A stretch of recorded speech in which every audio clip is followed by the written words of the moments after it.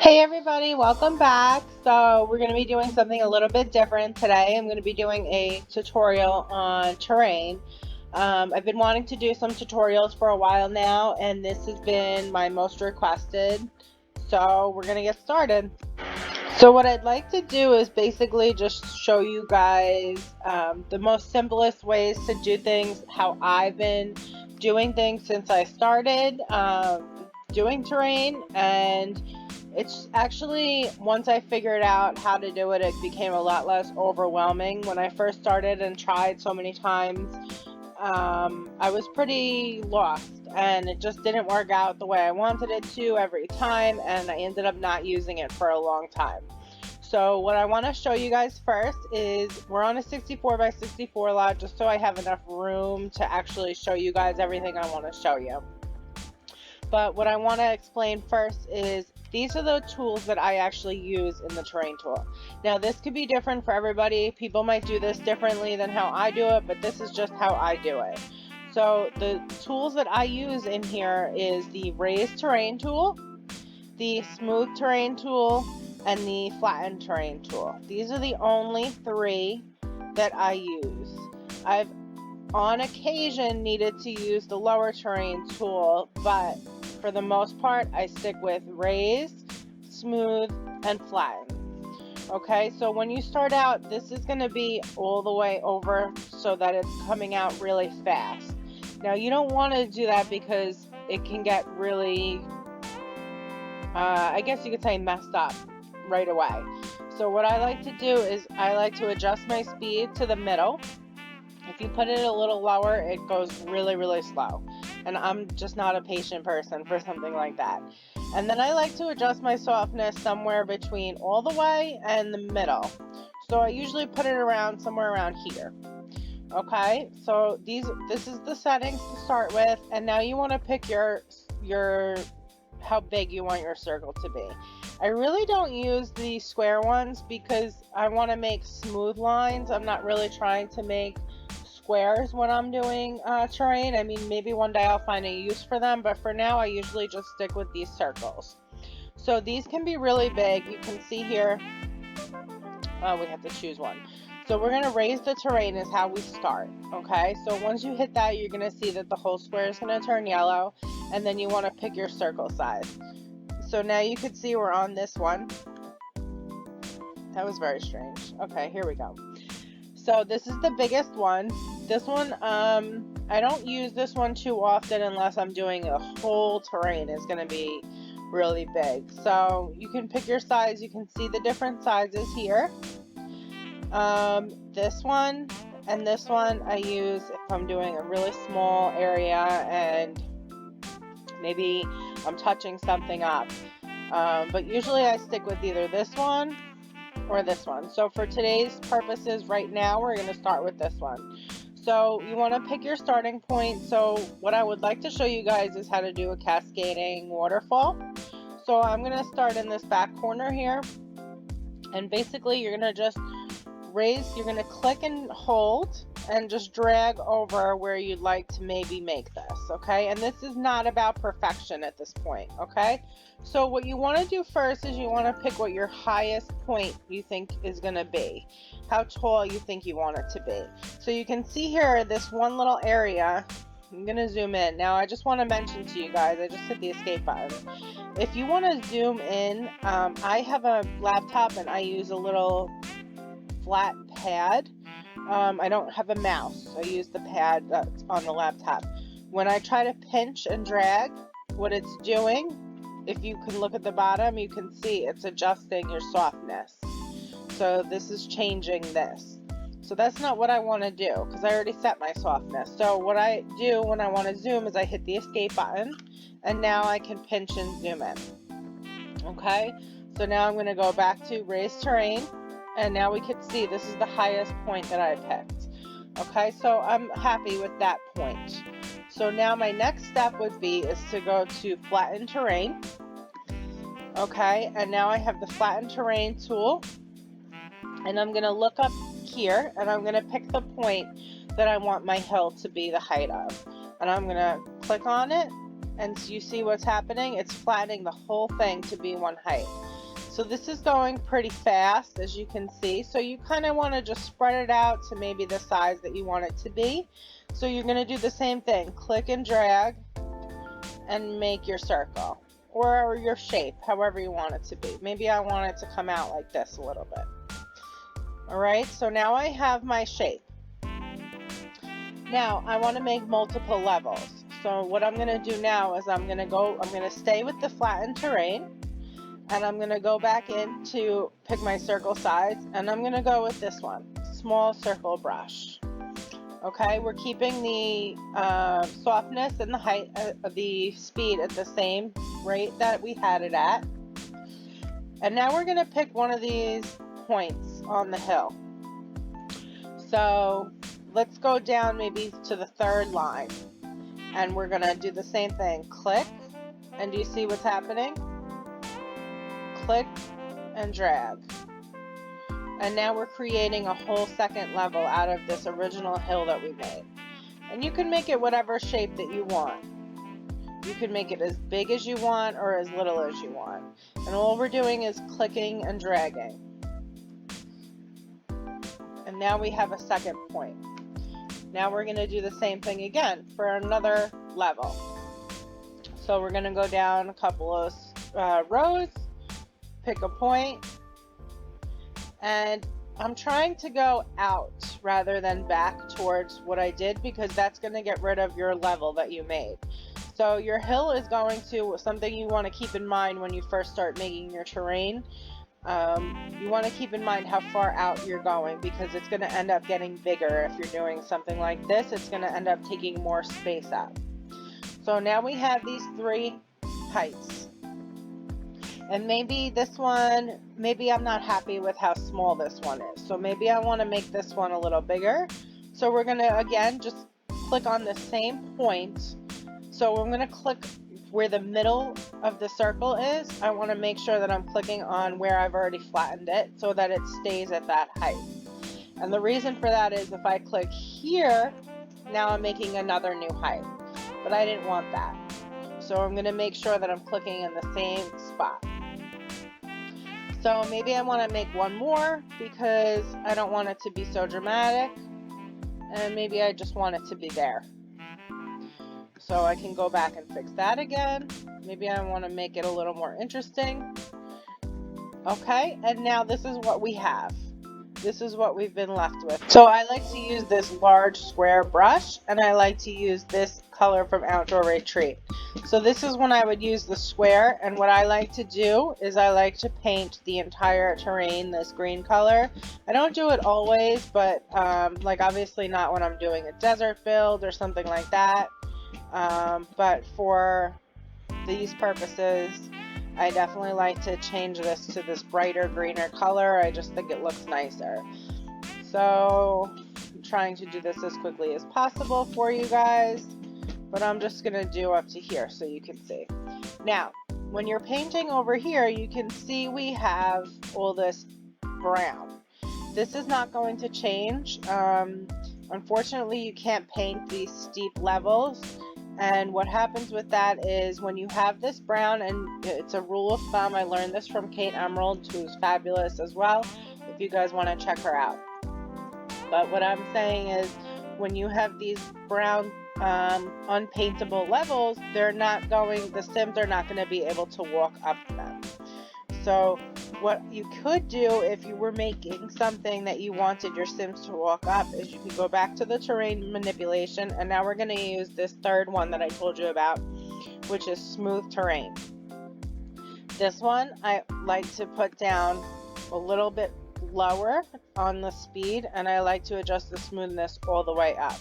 The reason for that is you've made your shape, you know the shape that you want, and when you start to use the smooth terrain tool, it can quickly change your shape to something that you don't want, and your hard work can disappear, which has happened to me a few times. So this one, rather than clicking and dragging, what I like to do is just click once in one spot. So you're going to find a spot that maybe you'd like to smooth out. I recommend starting towards the base so that it smooths out more towards where the flat terrain is, if that makes sense.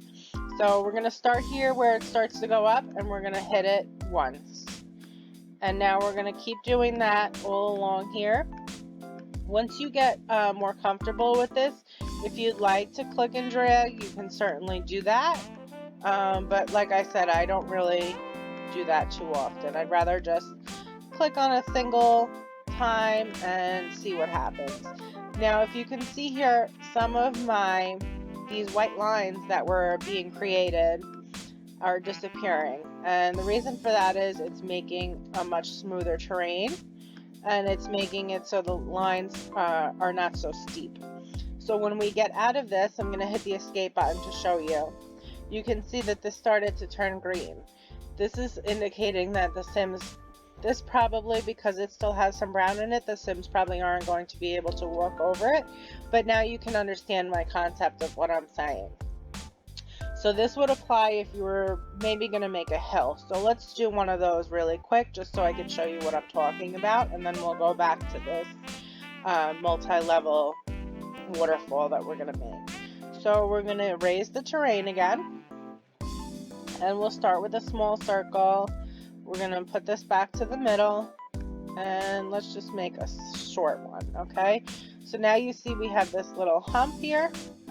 And what you could do is, if you wanted to make something that maybe you want a raised walkway for your Sims to go up, you know what, let me make that a little taller just so you guys can see.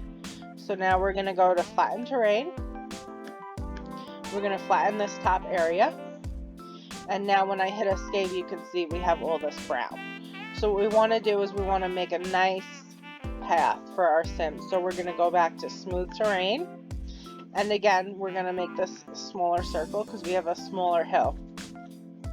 And we're just single clicking up the hill. And you can make it wider if you want. It's really up to you how you like to make the shape. And when you hit escape, you can see here we've created a nice slope for your Sims, and that can be colored in. Oh, we need to change that. And now this becomes a really attractive way to even do landscaping, which I'm going to do another tutorial with basic landscaping. I'm going to do it probably all base game plants, so that anybody that's starting out or maybe only has one of the packs or so can really see what they are capable to do with just a base game pack. So, and if we take the grid off, you can really see how pretty it looks. So that's another possibility for you guys if you're interested in doing something like that. Okay, so now we're going to come back over here. And so this is really what I would start out with if I was going to make a multi-level waterfall. So we have this here, and now maybe we're going to go into the pool terrain, the pool tool. Now, I don't often use the fountain tool unless I'm doing something specific for a fountain, or maybe I'm making a lake. But when I'm building and I know I'm going to be close to near maybe the structure that I'm making, or I might possibly want to put something over the water feature, I do like to use the pool tool because you can have more options with the pool tool. When it comes to the fountain tool, you can't do certain things. You can't build over it. You can't build a house next to it, like adjacent to it. So I prefer to use the pool tool. So we're going to make a custom pool tool. And we're going to start, we could start at the top. So we'll start at the top, and you want to try to get as close to the edge here as possible. And you're just going to kind of go with the shape that you have as best you can. So I just like pick a few points and I just make any shape, and it doesn't really matter if it's exact or not. It doesn't have to be, because we're going to cover most of it up. So right now we're just kind of going with this shape that we made.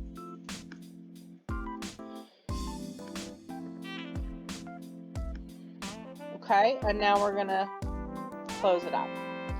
Okay, so this might change your terrain a slight bit if you get too close to the edge, which is fine, because like I said, we have the general shape that we want, and we're gonna be closing it up. So let's continue making this. I'm trying to do this as quickly as possible for you guys so you can see what kind of effects that we could do after this is over. And what I like to do is, after I've gotten my shape all together, I think about my landscape, which I'll cover more of when I do a landscaping video. But I really try to just think about what kind of build I'm doing and what kind of landscape would look good with that kind of build. Because that's really what you're going for. That's how you make a build more cohesive, I think. I think that the landscape is really important. It's probably my favorite part of building. I really just enjoy doing the exteriors. If you watched my other videos, you know that I'm not a huge fan of doing interiors. So this little area, I kind of like this space that I've made, so I'm going to leave that one blank. And I'm going to just make another pool down at the bottom here. Now I know that this is really big. I did this on a larger scale to show you guys, but this could be done on a much smaller scale. If you guys just want to make a little tiny one, you can do that as well.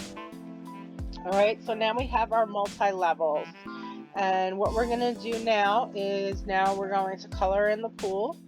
I personally like to use this one and this one a lot. These are my two favorites.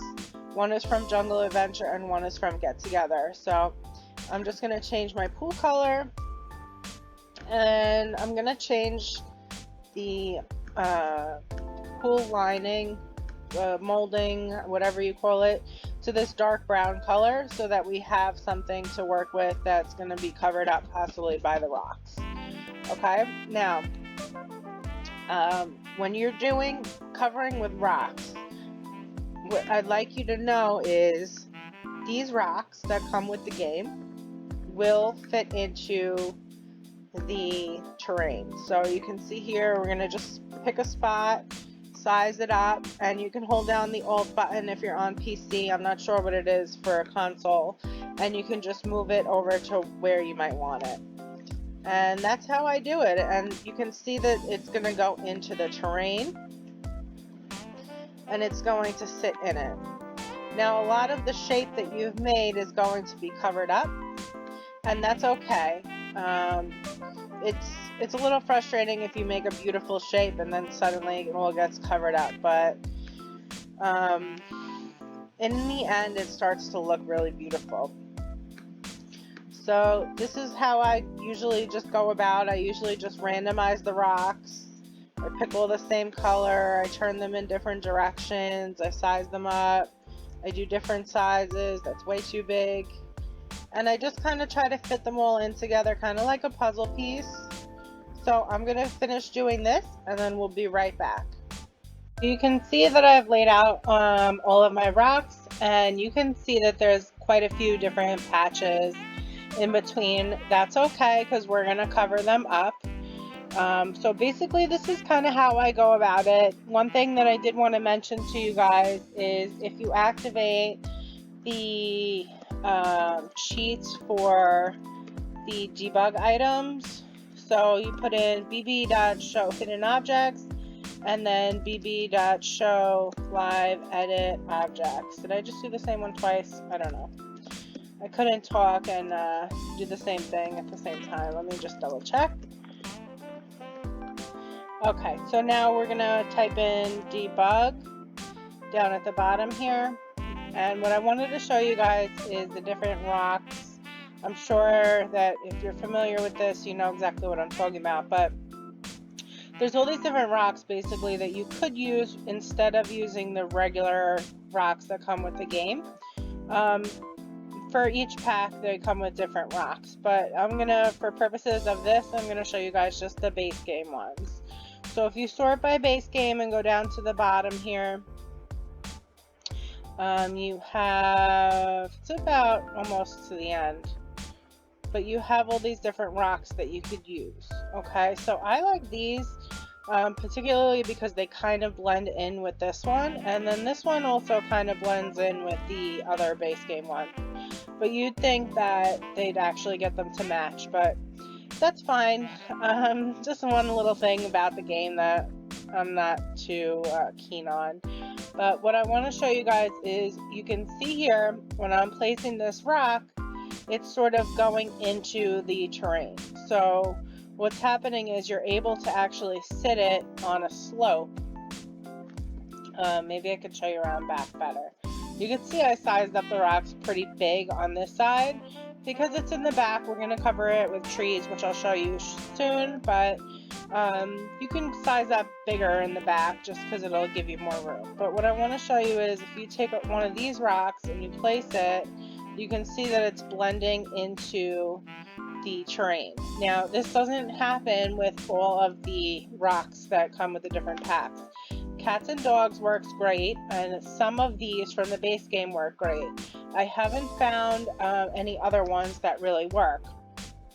The other ones sort of just sit on top. So that's just something to keep in mind for your aesthetic, what you're going for when you're doing this. Okay, so moving forward, the next thing that I would do here is something that it's a little trick that I do that I wanted to show you guys. So you see how the water is pretty blue now, but what I like to do is I like to use, let's take off base game. Now you can do this with any blue color tile. You could do this with white. Sometimes I do it with white, but when I'm making something that's supposed to look like a natural waterfall, I use this one from Spa Day. Any of these from Spa Day, but this one really looks the most plain and not like a tile, is rectangular flows. It comes in all these beautiful colors. I love to use this for bathrooms and stuff like that, kitchens.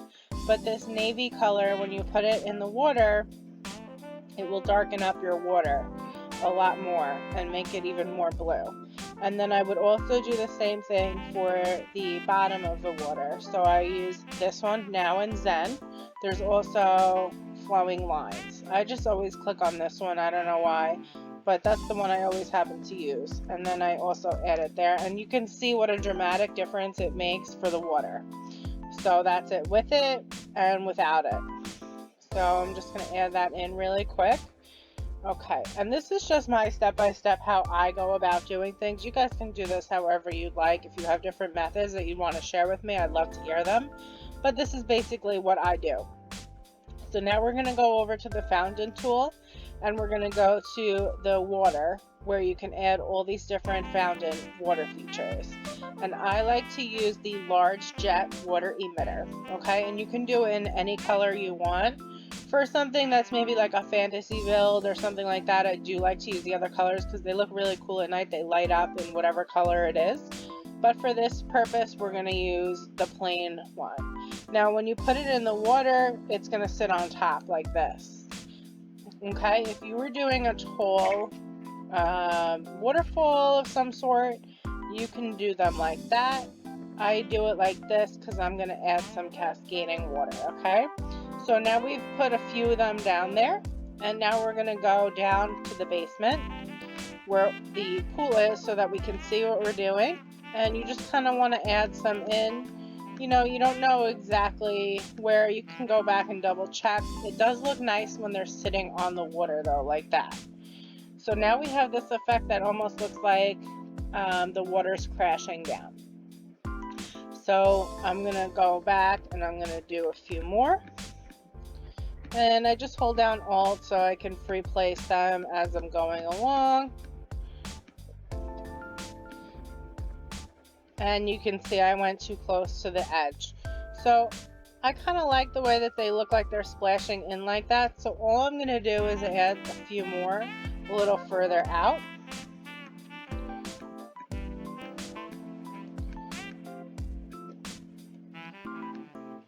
And again, now you can see that the effect that this is having. Now I'm going to add some more right on top here, just inside the rock. That one doesn't look good there. I'm going to just move that one. Okay, so this is basically how I go about creating a waterfall. So I'm going to finish this up on the top levels here. I'm just going to do this one because we're not going to put one on the bottom, on the top, obviously, because the water is going down, not up. So let's do a couple more right here. Now you can have fun with this and you can do multiple spots. You can do it anywhere you'd like. but this is for this purpose, just so I can show you guys this is where I'm going to put them. So now the second one that you're going to want to use is you can use this large one, the regular spraying water emitter, or the medium spraying. I usually start with the small one because you don't know where it's going to land, and if you turn your, I'll show you. If you use this large one and I place it here, it looks great, but when you turn to the side, you can see that it's floating. And we don't really want that. We want it to look more realistic. So we want it to be hitting the rock. So I know that I don't really want to use that one. So let's start with the medium. And we're going to want to put them in the same direction as where we made the waterfall happen. So again, holding down Alt, and we're just going to place them. Okay, now you can kind of see what's happening here. So we're going to do that again on this side. And I know it doesn't look right now, but we're going to make it look right. So it's going to change a little bit as we're going. So again, we're going to put some more on the top here. And if they're showing, don't worry, we're going to cover them up. Okay, so now we've created this first cascade. Now what you want to do is you want to take your small dome. Now you can really have fun with these. You don't have to use whichever one I'm using. I'm just showing you guys what I like to use. And we're kind of just placing them here and there. We're just kind of giving this effect that the water is sprinkling out and just creating more of a splash. And again, you can use any one that you want. Really just have fun with this. Once I figured out how to do this, it takes some practice, but once you get the hang of it, it really can be really beautiful. I've seen some amazing water features on Instagram from people. Okay, so now when you take a step back and you look at this, it's really starting to kind of take shape and kind of look like what you want it to look like. So what I'm going to do now is I'm going to go back in and I'm going to put some more rocks to just cover up some of these fountains that we made, and I'm just going to put them along the edge. I'm not going to go crazy putting more because we're also going to use some plants. I like to use this flat one because it creates a lot of good surface area. So I'm going to finish that up and we'll be right back. So now we're going to get to something that's a little more fun to me. We're going to use this base game wild grass, and this is what I use to cover up a lot of terrain. So I hold down Shift and Alt, and we're just going to free place these all around. This is what really makes the rocks start to come to life, in my opinion. This is just a trick, actually. I know I mentioned Kate Emerald before, but this is actually another trick that I learned from watching her. Just that these particular base game wild grass really works really well for slopes, for the interior, for covering up the dirt. So they just blend really well with whatever you're working on. So again, I'm just going around and I'm putting them basically wherever I see this dark looking terrain that we weren't able to paint. And don't worry about it looking perfect, because when you get to that point where you have to start perfecting everything, you'll be able to just fill it in as you go. You can also use this to fill in any of these sort of spots where you might see some of the pool edge. And yeah, so this is how I do this. So now that we have that mostly done, I'm going to give you guys like a rough, I don't want this video to be forever. I don't want you guys to lose interest, but this is, see how it's coming all together. It's starting to look more natural. I see one spot that I want to put one. So this is how I start. And then I usually use one of the ferns, which you can use any from, if you have outdoor living, there's one that comes in Jungle Adventure. There's a base game palm plant that kind of looks like the fern. And then this is also base game, these grasses. So again, I just go around, start filling them in. And that's what I'm going to do. So I'm going to start filling in all of these plants, and then we'll be right back once I show you guys after I finish filling in the plants. Okay guys, so I've finished placing all of my plants. You can see that all of those spaces where all of the pool was showing are all filled in, and I've filled in with trees. If you wanted to, you can go back and you can put even more trees in. You can put them down below a little more so it looks like big bushes growing through the rocks. I like to use this one. This one is Base Game Unkept Shrubbery, and you can size it up, and it sort of just creates like this grass that's growing through the rock. So it makes it look really natural, and I hope you guys enjoy this. We're going to do another tutorial on some terrain when you're working around a building. So we'll be right back. Hey guys, so we are back. What I did was, this is a version that I had saved to the gallery of a recent build of mine, and I chose this one to show it to you guys on because it's so big and there's so many different foundation levels. It'll be good for me to show you guys on this. So that's something that I always do. I always save when I'm playing to the gallery, not to post it to the gallery, but I save it to my own gallery, because I've lost a really big build before and I'm not willing to risk that ever happening again. So usually when I have a build that's done, I end up having several versions of it ready to go. So we'll start with this, and we're going to go back to the terrain tool again. Now this is how I use the terrain tool when I'm building. So I laid out my whole build already, and now what we're going to do is we're going to start to use the raise terrain tool again.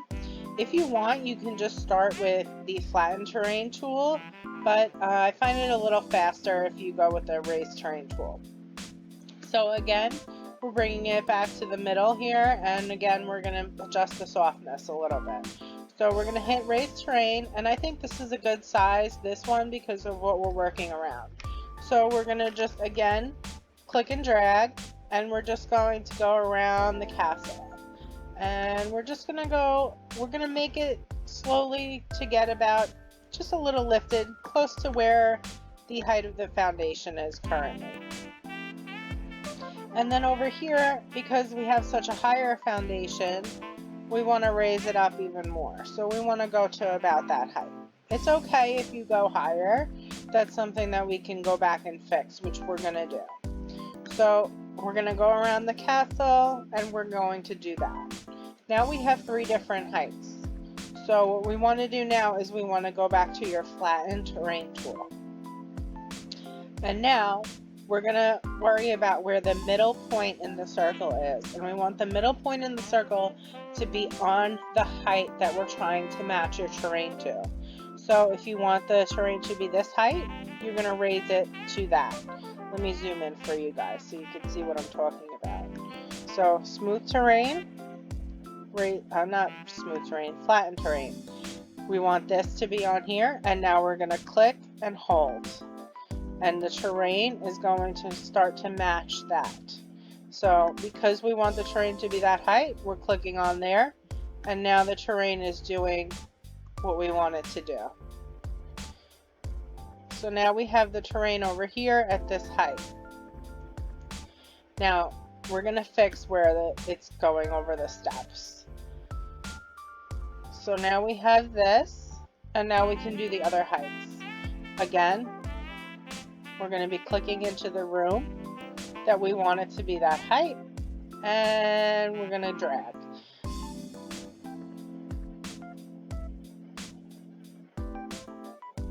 So now we've created, again, 2 heights.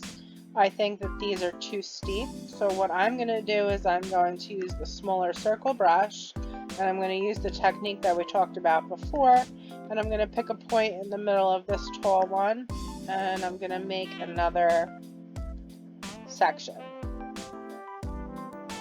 That way it doesn't look so dramatic. Okay, and now we've created 3 different heights.